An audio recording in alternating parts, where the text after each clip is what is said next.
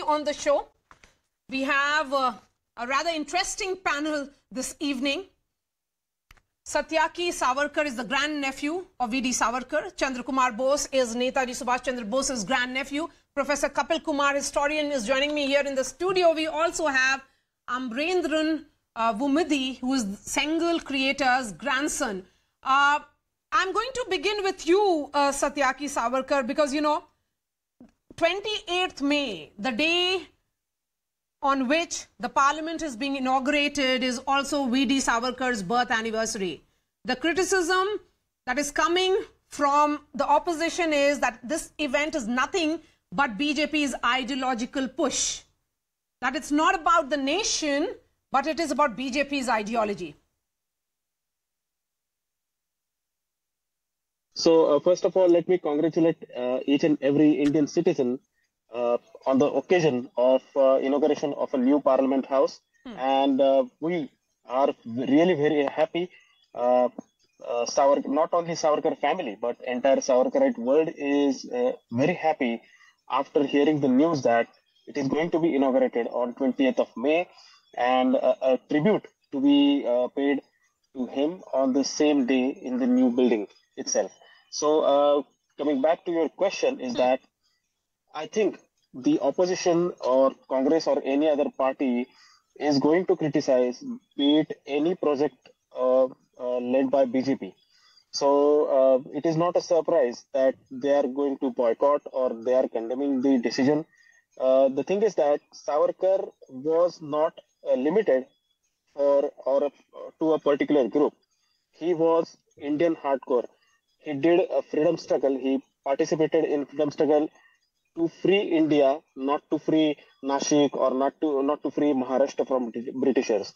So it is evident that he fought for the freedom of this nation.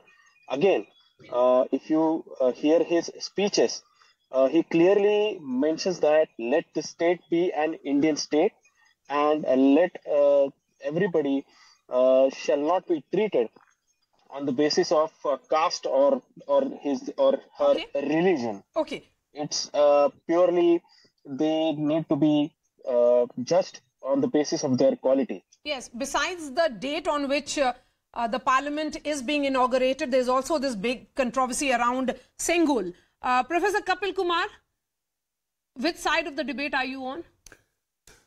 Well, I'm all for the single, I'm all for the new parliament building, I'm all for throwing away all the colonial legacies.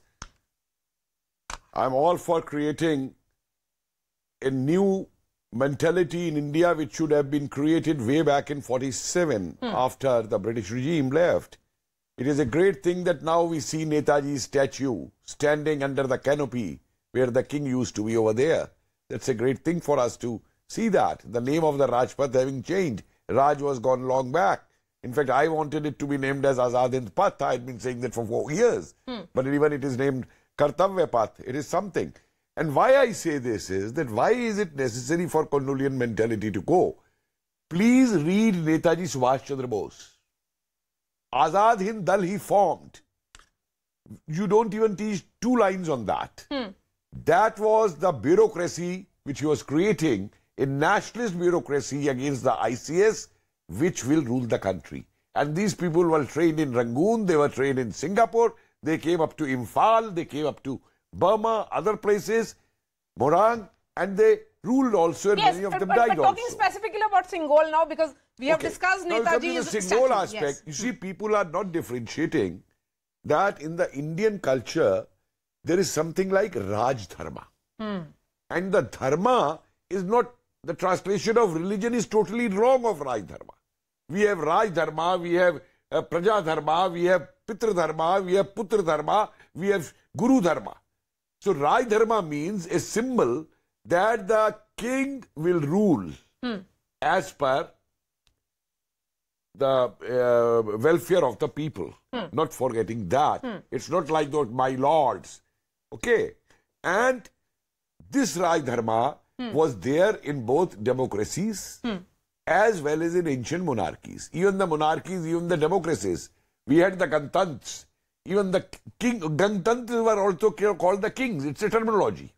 It's a terminology which was used. as head of the state. I had done thesis on Baba Ramchandra. He was using the term Raja Praja, even today's concept. And he makes it clear. Because Indians understand this term very easily. King and Raja. Raja and all this. Now my question here is that these people are saying that President should not be insulted. Then why do they boycott the President's session of the Parliament? Is it not an insult to the President? It is very good thing which they do.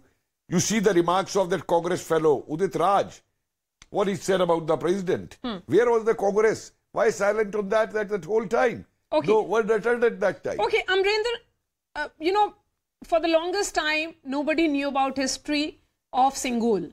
But now, because of the curiosity that is there now around Singol, where did it come from? The entire history is being talked about, you know, and so many articles being written about it.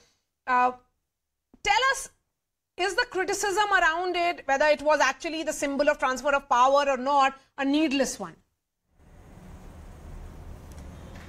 It's absolutely no doubt that this is always a symbol of transition of power. And this is a typical phenomenon that you see in South India. So there's no need to even discuss that whether this was a transfer of power, is a symbol of transfer of power or not. So I think it's very clear that this is a symbol of transfer of power. Okay, so you are saying it's very clear that it's symbol of transfer of power, but the Congress says that there is no recorded history to say so, that there is no evidence to suggest that it was indeed a symbol of transfer of power. We leave the politics to the politicians, which they are so good at. But the people of this land know what a Sengol means. Okay, Amrendran, you know, since you are the creator's grandson, are there some anecdotes that your grandparents shared with you regarding the entire creation of that scepter? Oh yes, there are quite a few. When I was speaking to my uncle who's 98, he was telling me that you know, the people from the Adhinam and some top people from the government had come and met him and told him exactly how the Sengol should be done. The measurements were completely given, the design was completely given, and there were at least 2 times that we had to actually take it to the Adhinam in Tiruvadurai to show them whether the piece of jewelry was perfect and was actually done as per the design. And finally, after 2 times, they finally accepted the design, and then it was manufactured and given to them. Okay. And Chandra Kumar Bose, this entire debate is also what the BJP says, that the Congress doesn't respect India's history and tradition. Do you think we have seen the entire struggle that has been there for Netaji's family, and the back and forth which happened between the BJP and the TMC on Netaji Subhash Chandra Bose's statue?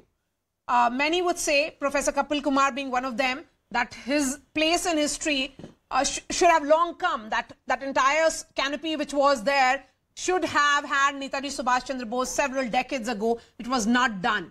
Do you think that is the idea of reclaiming history which is being done by the BJP, which was not done by the previous Congress governments? See, the NDA government, under the leadership of Sri Narendra Modi ji, made an effort, ensured that freedom fighters, national icons who were not recognized, who were not given their due recognition, are put in their place, and the history of their movement should be told to the present and future generations. We are very happy that Narendra Modi took the initiative. In fact, this movement was on for quite a while, and many people were part of this movement. Some of us from the family also took up the issue with the Honorable Prime Minister, and we are very happy to state that Netaji's statue now adorns the India Gate, and I think that's the rightful place. And I think this Parliament, the new Parliament building, it's a matter of pride for the people of India that we are getting a modernized Parliament House, which I think is essential for India in 21st century. Now, as far as the history of the Sengol is concerned, you see, interpretations may vary, but politics should not interfere with history. I think that is very important, and the crux of the matter, we must segregate politics from actual history. Absolutely. Now, I have no reason to disbelieve the episode which has just been related, that this was a symbol of transfer of power, and Lord Mountbatten had handed over this to Pandit Nehru, the first Prime Minister of divided dominion of India. We need to also understand that. You see, we all fought for united, undivided India, and we all fought for Purna Swaraj. We wanted complete independence. But unfortunately, India was divided, Bengal was also divided, and it was only transfer of power of dominion status. So this history also must be related. You see, today, unfortunately, history has been written by court historians. Objectivity is missing. Our friend Professor Kapil Kumar Saab is on your show. He would also agree. I think we need to be very objective when we write the history of our freedom struggle, especially now so when if this the is new an parliament attempt building has been being opened, objective to what has correct been history our should be told. reclaiming of that history, Professor Kapil Kumar, then what will you tell those who are saying that there is no recorded, I'm going back to what has been said by the opposition, that there is nothing recorded as far as the transfer of power, this particular scepter symbols being actually the symbol of transfer of power? Tell me one thing. How many of these who are saying there is no record have gone and looked at the archives, or have gone and looked into the Congress papers in Tinmurti House, or have gone even to the Parliament Library? You see, rhetoric and all these things are very interesting to say that. Let them do. You see, whatever I speak, and Dada Bose knows this. My book was out on Netaji. I don't speak without evidence, anything. The problem here is, when that Ashokan thing was put over there on the Parliament House, top of it, it was a problem. It was, and I'll give you so many authentic instances. The big INA memorial which was blasted by Mountbatten, its things were given to Nehru. Where are they? The flag at Moirang of Azad Hind Fauj, which was thrown there of Azad Hind Sarkar, presented to Nehru. Where are they? See these things, and they will not be even record that kind of things to do that. And I can give you with evidence. Why do they publish Nehru's selected works only? Gandhi's collected works have been published. What have they to hide that they publish only selected works of Nehru? And let me give you one last thing, Maria. Professor Kapil Kumar, one last thing. Why was the Sengol kept in Anand Bhavan in Allahabad for so long? I don't know what Nehru did, so many things, and I can give you one more example I want to give. On 15th August, in the original program, it was there that the Union Jack will come down on the Viceregal Lodge. It's on record. I can give you 100 evidences. Mountbatten told Nehru, we will feel very sad if this happens. And what Nehru did? He said, we don't want anyone to feel sad this day. And that day, only the Indian flag went up. The Union Jack never came down. They have forgotten that Nehru took oath of the Prime Minister of India under the King. The King abdicated the throne of India on 24 June 1948. Pick up the Gazette. Why did 15th August was selected at those dates? Can any of these answer me this question? Is there a sense within the family that that this piece, which is the Sengol, was ignored, overlooked for so many decades? Yes, there is some feeling that something that was done with so much of importance has been tucked away somewhere, and we are more so happy to the Prime Minister who's brought it out to the limelight and has given its actual respect and its due place in our Parliament and in history. So when you say the due place is definitely next to the Speaker's chair. Inside Parliament. That's right. Absolutely, inside the Parliament, next to the Speaker's chair. Yes. And reminding everybody of the duties. So, what was communicated to your generation about the duties or what this symbol stood for? What does it mean? See, the Adhinam had the Nandi stands for justice, the Lakshmi stands for the prosperity, and the wheat, the twine of the wheat stands for prosperity too, flourishment too. Okay, okay. Let me bring in Chandrakumar Bose. When we look at what it meant, 77-year-old Sengol, which is the scepter, which is a symbol of sovereignty, strength and righteousness, is being given its right place. But the occasion is 140th birth anniversary of Savarkar, and we have Satyaki Savarkar, grand-nephew of Savarkar, with us. Satyaki, Savarkar has been a controversial figure. In Indian politics, there have been the opposition which says that he played on the sides of the British. You feel, and the BJP is of the opinion that he was a great revolutionary. But looking at the day that has been chosen, again, what is the view of the family? I mean, is this something that should have been done long back, or finally it is happening in the 9th year of the government? It is really sad that the opposition is not taking any lesson from their mistakes. They are committing mistake again by calling him on the sides of Britishers. It is not right because had he been with Britishers, he wouldn't have been denied every kind of facilities in Andaman. It was very harsh and cruel treatment that Britishers gave him. And that's the history. You can reconfirm the history from the archives or from the British Library. So again, they are making a mistake. They want to boycott. Let them boycott. And I think they do not wish to arrive in the parliament itself. Okay. Would you say, Chandrakumar Bose, that just as Mamata Banerjee boycotted the installation of Netaji's statue, that is something that should not be done by opposition. If there is a correction of history which is being done, then everybody should be a participant. Why make it about us versus them? Or why should it be about political disagreements?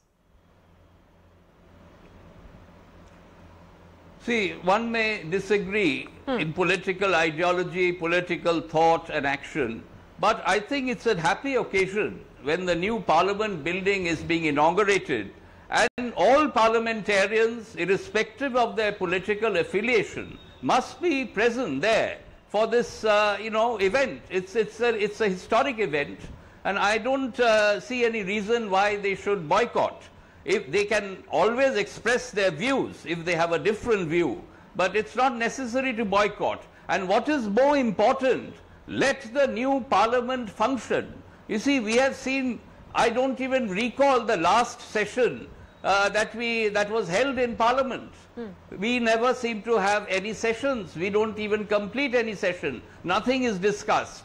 Let a new dawn be there on Sunday, and I hope both the Treasury benches and the opposition would do constructive business, would take India forward, would discuss business and not boycott business. Okay, well, I think that is the message I would like to give. Business of that day is being boycotted, certainly. So there is a lot of disappointment I can certainly see here. Professor Kapil Kumar, Amrendran, Chandrakumar Bose and Satyaki Savarkar, really appreciate your time. Can I give one line just before Maria joins? Sure, sir. I have one suggestion for our Honorable Prime Minister, that one of the major symbols which required to be in the new parliament is the chair which Chandra Bose's father had brought from Burma, the chair of Azad Hind Sarkar, where Netaji Bose stood and run the first independent functional government of India, Azad Hind Sarkar. All right. The place for that is in the Parliament of India. We have to move to our newsmaker who's joining us now. Joining me on this broadcast is S. Gurumurthy, editor of Tughlaq. Mr. Gurumurthy, really appreciate your time, sir. Prime Minister Narendra Modi will install the Sengol in the Lok Sabha, prominently close to the Speaker's podium. Where did this idea of Sengol come from? Its historical evidence, if you can recall for our viewers. See, the idea of Sengol being in Parliament is probably the government's idea and the Prime Minister's idea. But the fact that the Sengol ceremony took place and it had high value and profoundness was brought to the notice of the government by the dance artist Dr. Padma Subramaniam. She translated an article which I had written in the Tughlaq, citing various evidences that the ceremony took place. She translated that article and wrote a mail to the Prime Minister sometime in 2021, I think June or July. And she felt that this must be made public because this incident is not known and the Sengol has disappeared. But it was a very great event which the national leadership had agreed in 1947. And it was she who wrote that letter and that triggered the government into action. But that was in the context of the 75th year of India's independence. And I think the place where it should be, obviously it has to be in a high place, and the Prime Minister felt the place where it should be is the Parliament. Mr. Gurumurthy, you know, we are seeing a lot of opposition come in on Sengol, and the Congress is of that opinion that there is no recorded history or no evidence to suggest that it actually symbolizes transfer of power, and if anything, this is distortion of facts. I tell you, it's a very unfortunate thing they are speaking against record. It is all proved by the several testimonies available that the event took place. The only point which the Hindu newspaper had raised today was whether it was in fact given to Mountbatten, taken back and then given to Pandit Nehru. It is the first part which was disputed. That the second part was never disputed. It is not being disputed. It is completely proved. Whether it was given to Mountbatten and taken back from him and given to Jawaharlal Nehru was disputed, and there also the Hindu said it is on thin evidence. But unfortunately, the Hindu newspaper did not look at the most crucial evidence which was available in the compilation itself, which it is referred to as thin evidence, that the Adinam's contemporaneous record had described the whole event. And it is not done today. They had recorded it in 1947 itself, that this is how it took place. And they have said that Mountbatten asked Pandit Nehru what should be the ritual to be followed. And Nehru was confused. He asked Rajaji. Rajaji, being a man of wisdom and a man of history and a man of learning, and also a man who understood the traditions of India, recalled that the Chola kings used to follow a particular tradition of Sengol being handed over when power is transferred. And he asked the Adinams who used to perform this to come and do this. And there, the Adinam's record is a contemporaneous record. They didn't, I mean, they could not have visualized all these disputes which were to come. They had set in their record, in their history, that this is how it took place. They handed it over to Mountbatten, took it back, and then gave Gangajal Abhishekam to it, and then handed over to Nehru. This is a contemporaneous record. This was available in the compilation which the Hindu newspaper looked at, but did not look at this particular document, which is the critical document. So how to say that this did not take place? Okay, so if the Congress party is saying that it did not take place, will it be seen as disservice to the rich culture of India? That if you're not aware of history doesn't mean that history doesn't exist. I am not going to get into tutu meme. I have told what is on record. I have tweeted all this. You can look into it. I am not here to say what X is doing. I am only saying what is on record. Okay. And you have to take it and leave me at that. Okay. Mr. Gurumurthy, why do you think we have never heard of this for so many decades? Why was it hidden, or many would say not talked about, despite it existing? That is true. That those who did it will have to explain. I am not even going into it. The farthest I have gone in this matter in the interviews that I have given is, how did this Sengol disappear, who made it disappear, and who trivialized it as the walking stick of Pandit Nehru is worth inquiring, because that is the way we are dealing with our past. Okay, then how did it actually become or get mislabeled as Pandit Jawaharlal Nehru's walking stick? How do you think that happened? I am not going to explain, but how did go into how a protocol agreed between two governments go into a museum, whereas it should have been in a very profound place. These are all issues. But that it went into a museum and somebody described it as a walking stick is all matter of shame. I don't want to get into it. It's a matter of fact. It is the people who did it who will have to explain. And I think this government, in my view, will have to cause an inquiry as to how a high national symbol receives such a treatment. I don't want to go beyond that. Okay. Okay. Mr. Gurumurthy, my last question to you. Is this just the beginning? Will there be, or should I say, should there be more pieces of history that we'll find out about in future? I don't know. If such pieces of history is there, it must be brought out. But I don't know.